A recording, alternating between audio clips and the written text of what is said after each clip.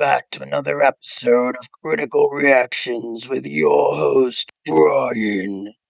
Today we're going to be checking out a new band. Uh, that's a lie. This is not a new band. This is a very popular band, though, and this band is called the Diablo Swing Orchestra, which doesn't sound like a band at all. It's not a metal band. It sounds like an orchestra. That's not a metal band. We got requests coming in from Darren Mandatory, Dagsy, Santiago Puyol, Tomaz Zedzik, Takat, JMZ Miller, Ermidton, Sean Haney, and Maximus Skywalacker. Dang, today was a rough day for names. I apologize if I messed any of those up. Yes, we are going to be checking out a metal band called an orchestra. I don't know. All bets are off on this one. I have no preconceptions going in. This could be anything. Let's do this.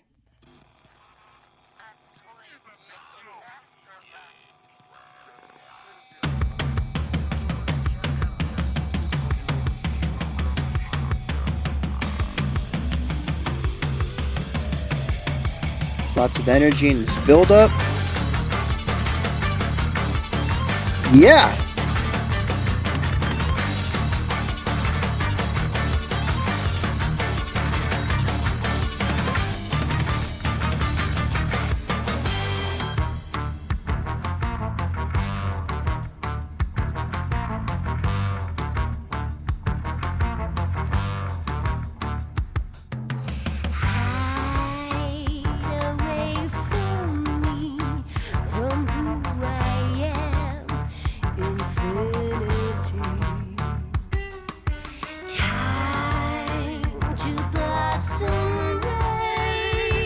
Really cool chord choicing going on here.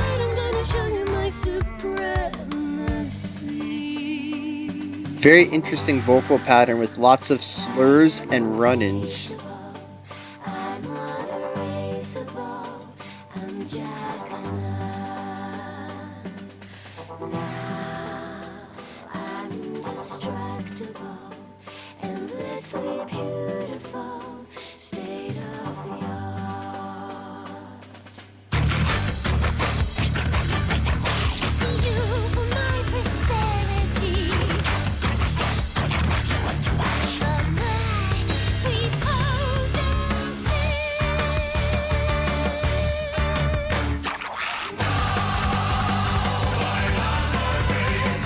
Yep, I'm sold.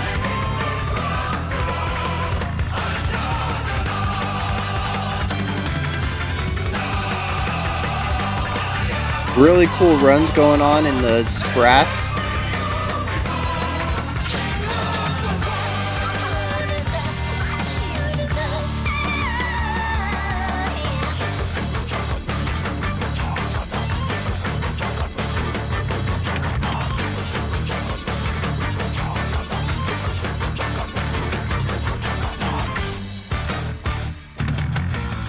Those stings, so good. A little bit of a swing.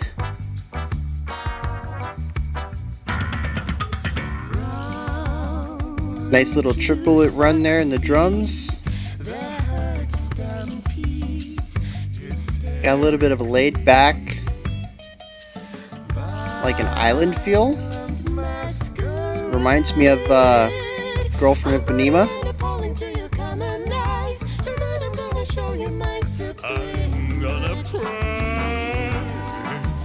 Just beautiful layering everywhere.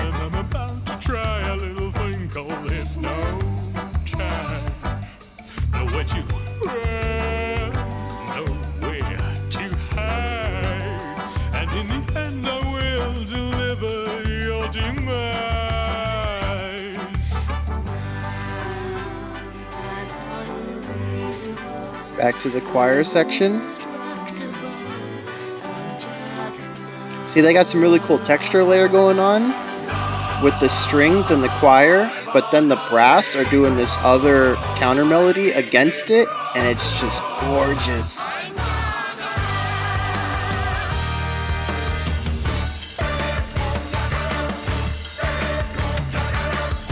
trumpet just screaming on those notes.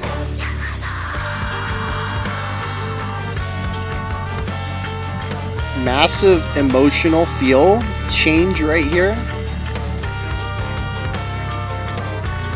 Wait, is that primary singer the trumpeter?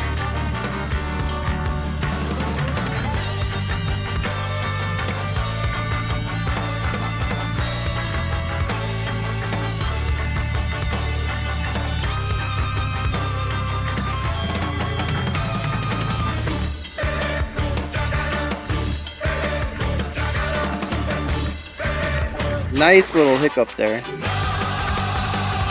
Got some gallops.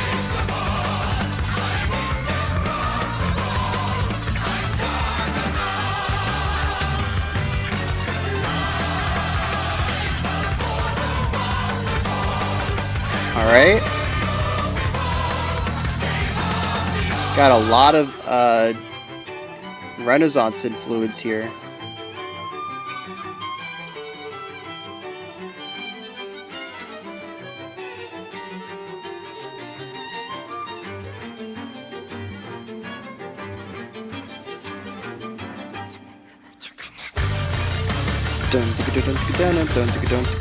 Oh, I love that rhythm. Oh man, what a way to end the song.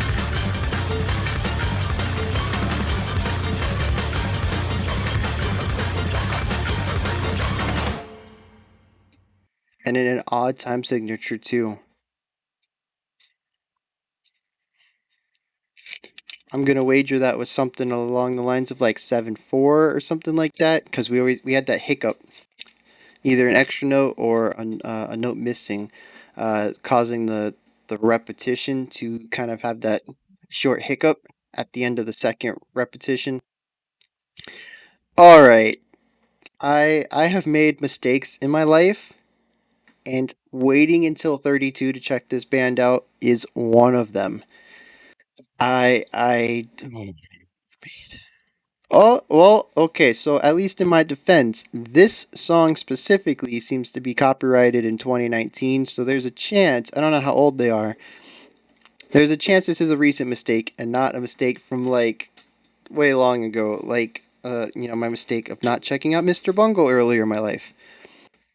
That's definitely a mistake I can attribute to past Bryan. This one seems to be on me though. Dang, that was just so good. Okay, so there is a dangerous combination that I see in musicians, composers. The two. It's typically when people are their own composers and they can also play. But there's a dangerous combination of having chops and being goofy. All right, because that combination of personality traits and raw skill allow you to bend the rules of music into phenomenal results, and they're always subversive. Um, it's pretty much the same thing I was talking about with Horse the Band. These guys know how to have fun. They know what people are going to expect coming in to their songs, just because it's not that people are intelligent. They're not educated about music theory. That's not a widespread education. It's not something that people just expect you to understand. But the thing is, subconsciously, most of us understand the basic concepts of music theory, because so many of the same concepts get repeated all the time in all the music we listen to in the mainstream sphere. Um,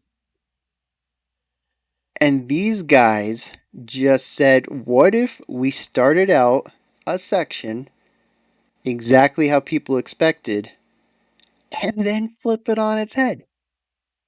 Every single section. Let's just do that. And oh man. And that man, the raw chops to play this.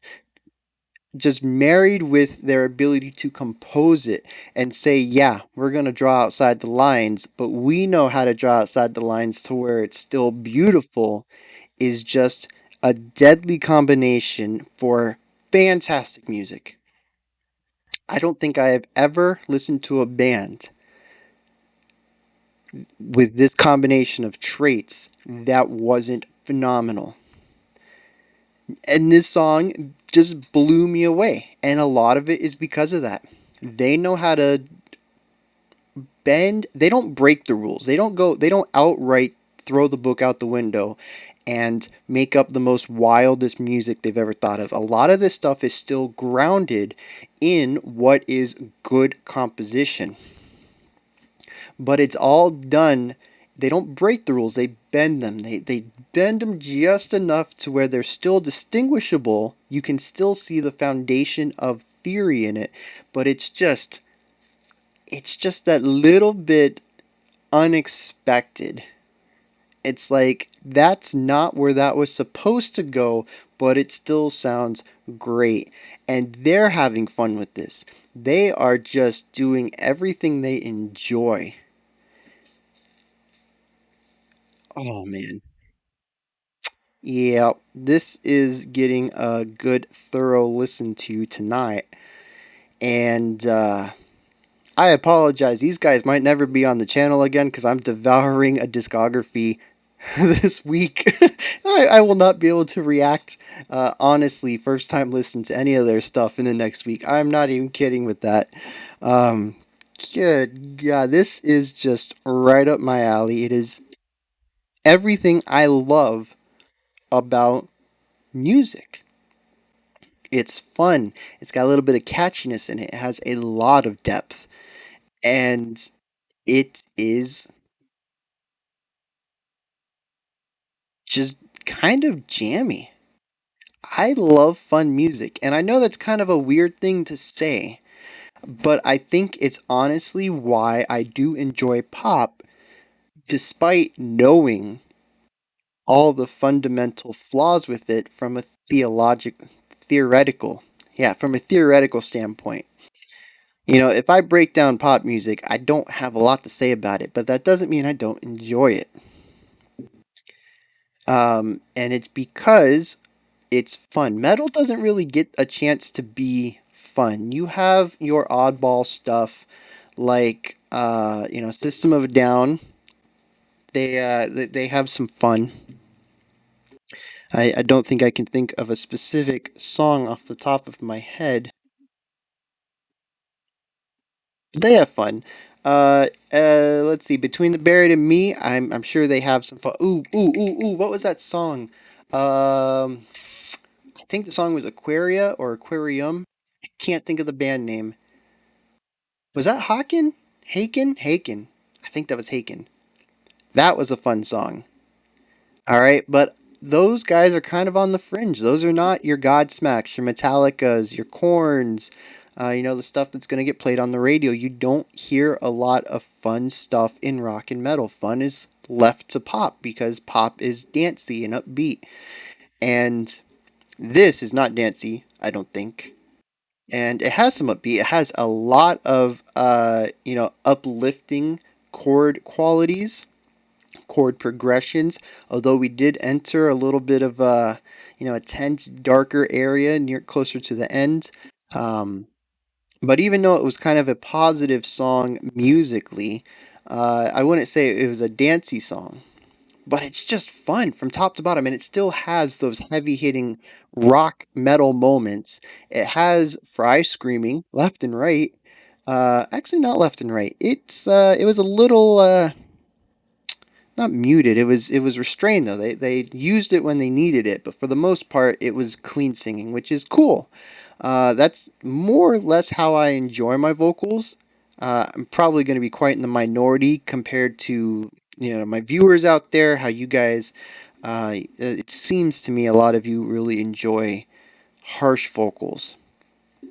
I feel like that's what we've done mostly on this channel. It's more of a treat for me when I get a band with completely clean.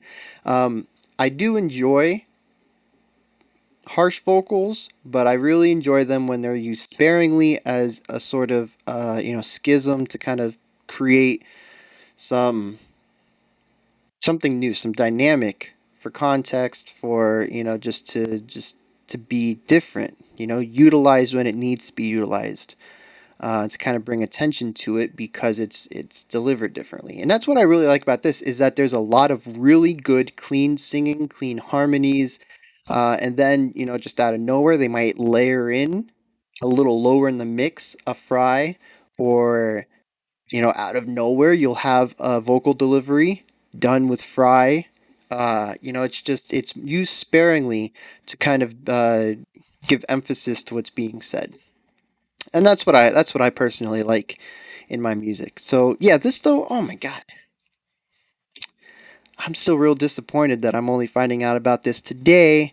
I don't even know what today is. It's Friday, whatever Friday is. Um, June something Friday 2012. Like I'm definitely at least a year behind on this band, and that's not cool. That's on me. I need to own up to that and redeem myself immediately. So thank you to everybody who pointed me in the direction of Diablo Swing Orchestra.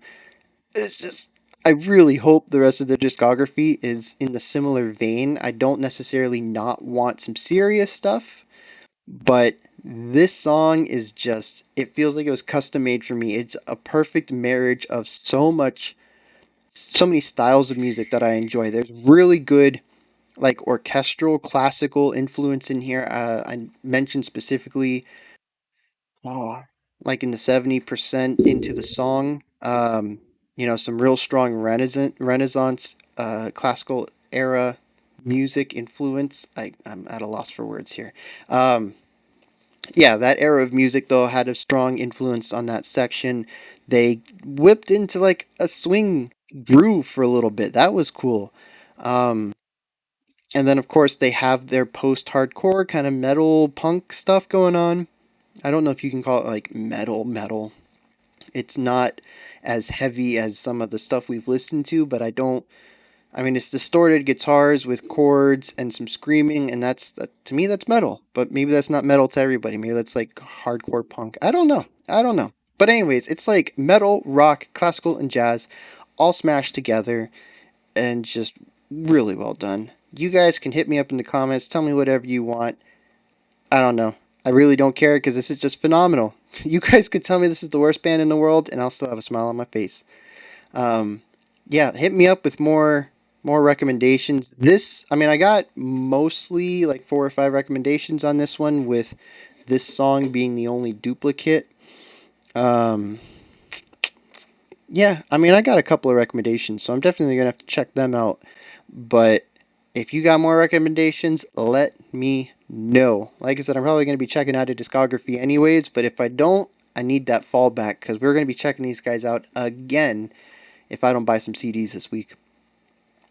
Yeah, put that down in the comments. Let me know what's up. You can like, subscribe, and ring the bell. That help out my channel greatly. You can also check out my Patreon or my Twitter. Those links are in the description. Tomorrow, I'll be back with another episode of Patreon Picks. That's going to be a 17, 18, 19-minute song. Another long one, though. Another big epic. And that'll round out the week. I think I want to try to get a personal video out, kind of like I did last week with Bring Me the Horizon, but I don't know if I'm going to have time for that. So, yeah, just kind of expect the Patreon picks to be the last one for the week, and then I'll be back Monday. So until tomorrow, you guys stay safe out there and have a fantastic morning, afternoon, or evening whenever you choose to watch my videos.